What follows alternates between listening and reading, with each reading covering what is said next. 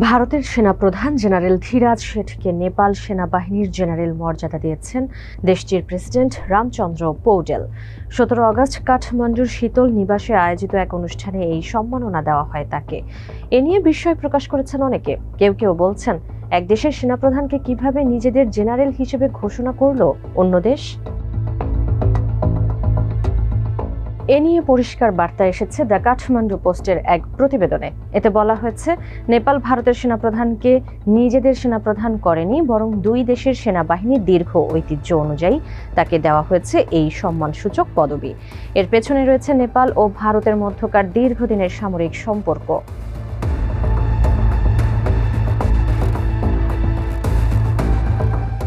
নেপালের সেনাবাহিনীর সরকারি নথি অনুযায়ী আনুষ্ঠানিকভাবে এই ঐতিহ্যের সূচনা 1950 সালে।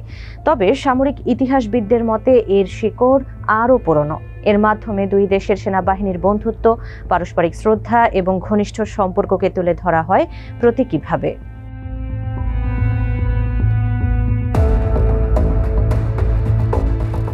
নেপাল ও ভারতের সম্পর্কের ক্ষেত্রে সেনাবাহিনীর যোগাযোগের গুরুত্ব অনেক বেশি। বিশেষ করে নেপালের গোর্খা সৈন্যদের দীর্ঘদিন ধরে ভারতীয় সেনাবাহিনীতে কাজ করার ইতিহাস দুই দেশের সামরিক সম্পর্ককে করেছে আরও গভীর।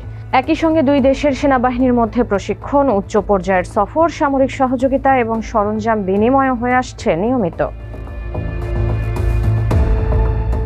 নেপালি সেনাবাহিনীর মুখপাত্র রাজ রামবাসনেট বলেন, এই রীতি নেপাল ও ভারতের সাংস্কৃতিক, ধর্মীয়, ঐতিহাসিক এবং বন্ধুত্বপূর্ণ সামরিক সম্পর্কের ধারাবাহিকতা তুলে ধরে। তবে এই সম্পর্ক সবসময় মসৃণ ছিল না। 1989 সালে ভারত নেপাল সম্পর্কে তীব্র টানাপোড়েনের সময় এই ঐতিহ্য বাধাগ্রস্ত হয়েছিল।